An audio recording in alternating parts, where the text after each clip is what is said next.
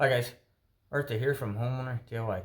In this video, I'm going to be installing a bath faucet as well as plumbing a undermount sink. Now for me, I've done so many of these things that this is second nature, but I'm hoping the information I give you here is going to help you to make your job go that much easier. So what we'll do now is look at our setup. Alright, so this is our setup here. I did the rough-in water pipe. You see how the center is off the left from the actual drain. So what happened is the cabinets that they installed is not the same dimensions that the cabinets were on the drawing. What else is new? But the plan here will be to strap the sink, and then I'm going to install the faucet and then do the drainage water pipe tested and make sure everything is good to go. So what we'll do now is material and tools. Alright, this is the materials list for this job. So this is the faucet. Baril, I've never heard of this brand before. So if we take a quick look. This faucet does not have a drain assembly with it, so you need to supply your own.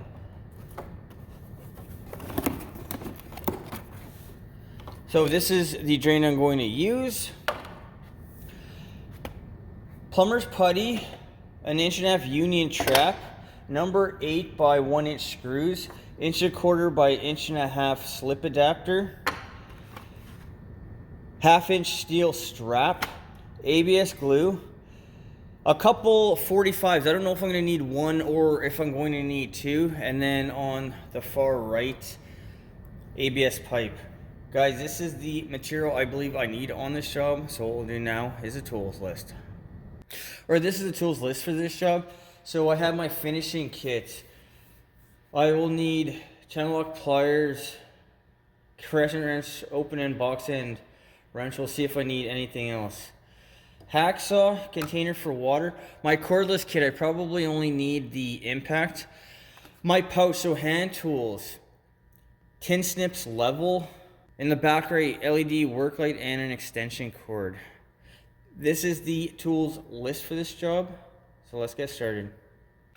Alright, so we have plywood in the back corner. I'm assuming we have plywood in the other corner, and then you see in the front right we have plywood as well. So the plan will be I'm going to go from back there across the front to the opposite front corner, back right to front left, and then it'll make an X in the middle. And I'm going to do that before this gets taken out. This is the first time I've ever seen people use plywood to hold a sink up.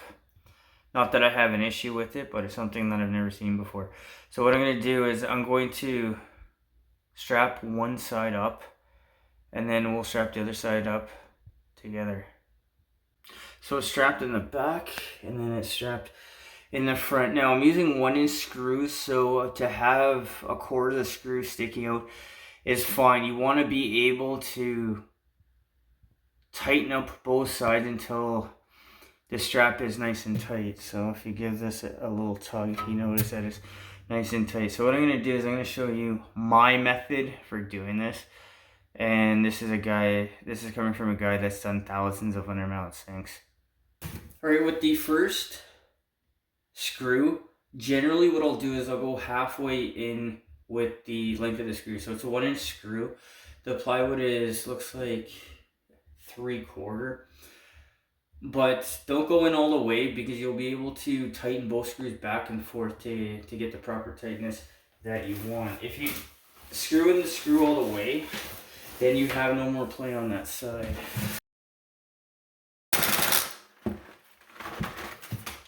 So I'm going to pull across, make sure it's in the middle of where I want it to be, and just use my thumb as a guide of which hole to cut at. Now it's better to go longer than shorter for your strap if you're unsure. Alright, with the strap, make sure that you pull it tight because it's steel, it's going to be stiff.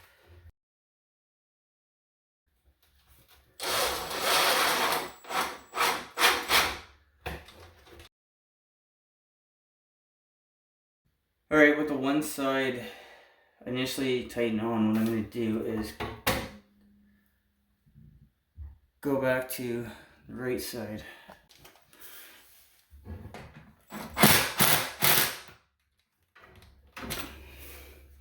Now back to the left.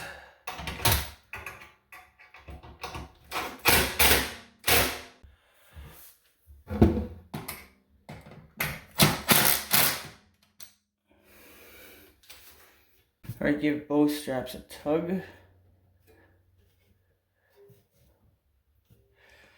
Everything seems tight, so with the sink strapped up, now I can start on the faucet.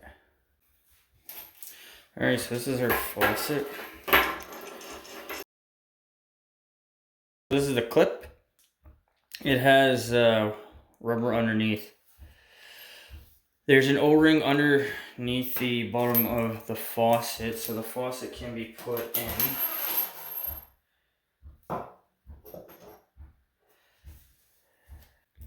The washer with the rubber. So what's going to happen is the rubber is going to go up to the top, and then the nut is going to go to here. Now, depending on the thickness of the countertop, you can always flip this over. It's not threaded all the way through. But what I'm going to do is I'm going to get this started. And they also give you a plastic wrench for this nut. Alright, so I hand tightened the nut. Make sure that the faucet is straight up above, and also make sure that the O-ring is going all the way around on the countertop and you're not partially exposing the hole, because you will have water that drips down between the faucet and the counter. So straighten the faucet and then move it where the edge of the hole is not going to be exposed. That looks fine right there. And then I'm going to use the plastic wrench that comes along with the faucet. If the faucet doesn't have a wrench, just use a Crescent wrench or a box end wrench. So this is a wrench. Just tighten it until it's nice and snug. And then once you think you have it tight enough, give the faucet a tap back and forth. You'll feel the resistance when the rubber compresses between the metal washer and the countertop. Alright, so do the tap test. Even that seems a tiny bit loose, but make sure it's straight. And I'm actually going to tighten this up a little bit more. But with that all done, what we're going to do now is look at connecting the water lines. Now for the water lines, blue is cold, red is hot. I'm sure you figured that out for yourself. Because there's so much excess here, to make this look better, what I will do is I'm going to spin the stops outward. And make sure that you don't hit the stop accidentally open.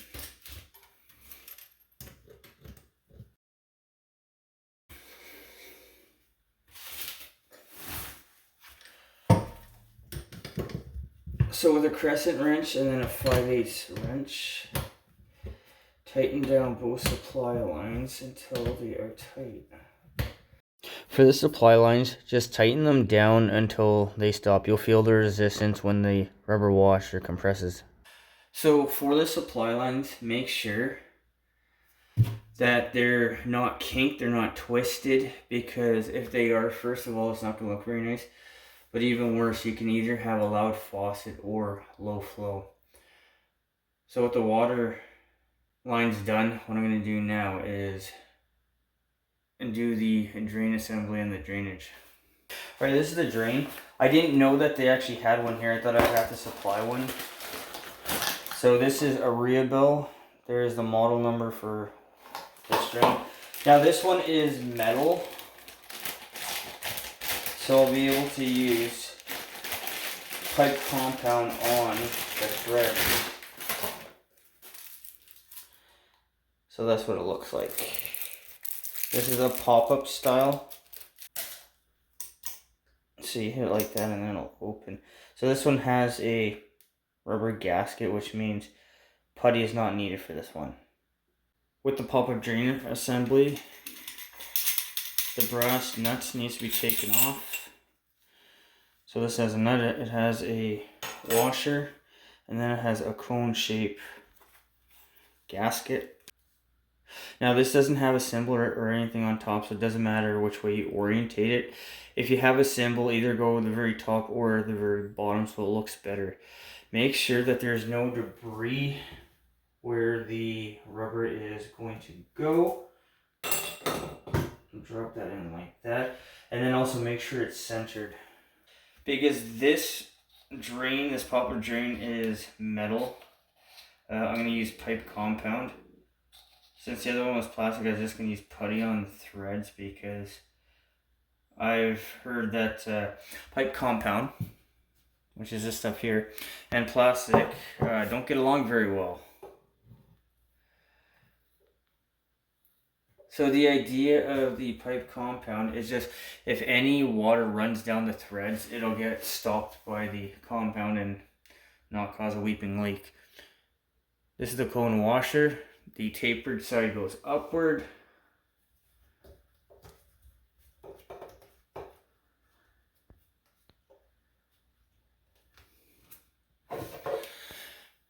And then our clear washer, and then the brass nut. Now, because everything here is new, you can be fairly aggressive with it without having to worry about breaking anything. Tighten the brass nut until this gets pushed up all the way. There won't be a gap here.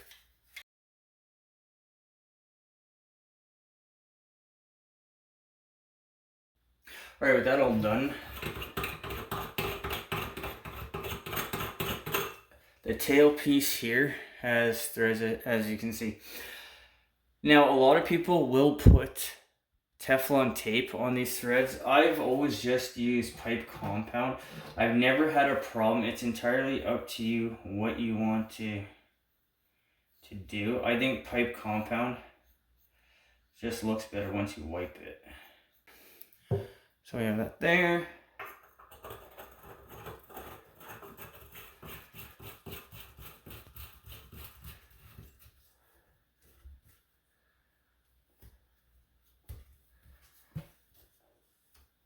With that done, now it's time for the ABS portion.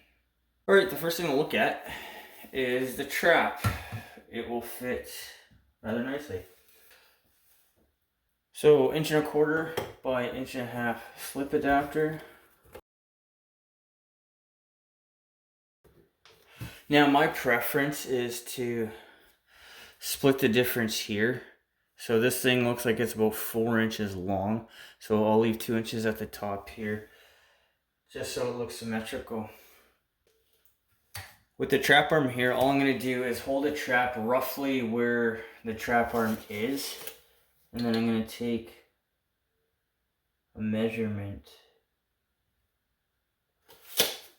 6 inches. Alright, because this is finishing, you want everything to look good.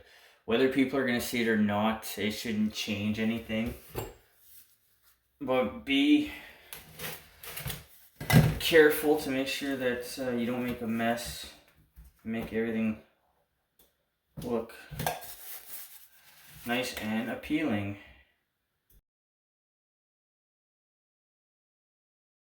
Or I'm going to be able to hit this off of 45. Alright, here's the 45. So all I'm going to do is really eye out where I think the 45 should be. Now we have a lot of play, I think roughly right about there. But there's a lot of play because this can be spun back and forth as well as the 90 can be spun back and forth, which I'll show you in just a moment.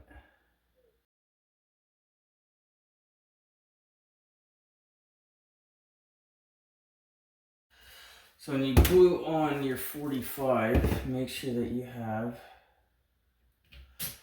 a little bit of slope, a little bit of grade.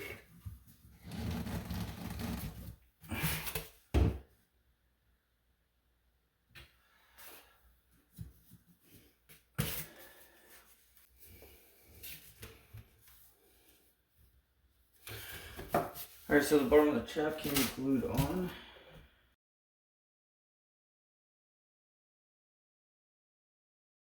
So to set this up here, this can be spun back and forth as well as the 90 can be spun back and forth. So the easiest way I found to do this is line up the tape along the hub and then line up the other hub so you know that everything is lined up properly.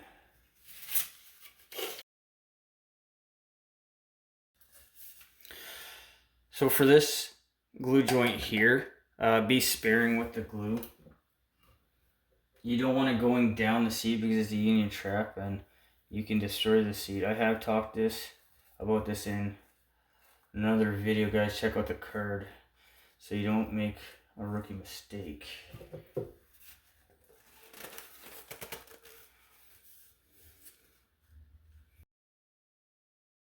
So level the bottom of the 90.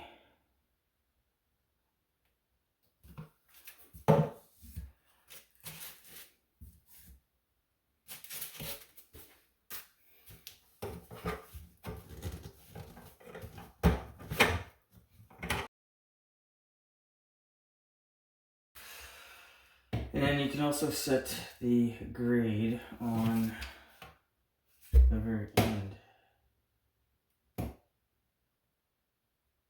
Okay. So if you need more grade, you can loosen this off, raise it up. If you need less grade, loosen this off and then lower this down. But with that all done, now the water can be turned on with the stops.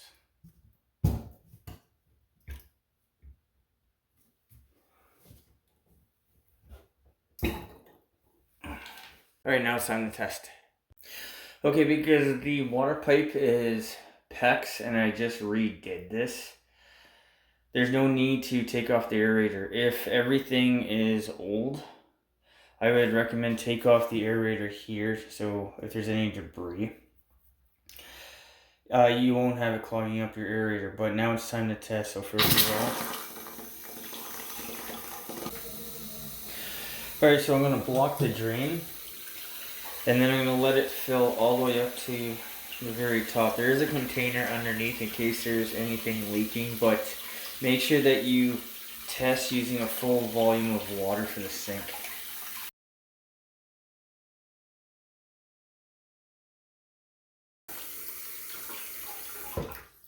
Alright, so water hit the overflow. Now will be time to pop the drain.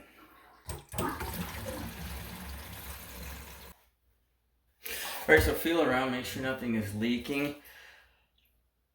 This will be a common area. Really, the glue joints, ABS is really forgiving, so it should be a rarity if ever you'll have a leak. Check your stops in the back. Everything seems to be fine. Alright, everything looks good. Nothing is leaking, everything is solid. There were no issues. Alright, so that is the faucet key, the aerator key. Make sure that you tape it to the side of the cabinet or put it in a drawer, but make sure that you don't throw this stuff out. Alright guys, so that concludes this job. So everything went well here. I did the actual water pipe rough-in. I did the drainage. There were no issues. I wasn't expecting any issues. The sink was already mounted and I just strapped it up and I did the rest of the plumbing. The ABS will be technical, and I think also strapping up the sink is going to be technical as well, because you need your straps to be nice and tight because that's what's going to support the sink long term. The time on this job. The time was about an hour. At least that's what I can do this on my own. If you're going to do this yourself, be prepared for an hour and a half, 2 hours, something in that range. I've been doing this for so long that this is relatively easy. The cost of this job. I'm going to ballpark about $500. I've looked at this faucet online. It's customer supply. It looks like it's $300 or $400. Is it American? Is it Canadian? I don't know. The pop-up is probably about $50. The ABS is negligible, and then the strap is negligible as well. But the faucet, if the numbers are correct, it's way up there. I've never heard this brand before, but it is a solid faucet. It's all metal, it's heavy, it feels good, so I'm optimistic that this is a quality product. Guys, I hope you enjoyed the video. I hope you learned something. I hope something here is going to help you on your project, and you need to go ahead and do that. Guys, till next time, please hit the like button, subscribe, and I'll see you on the next project.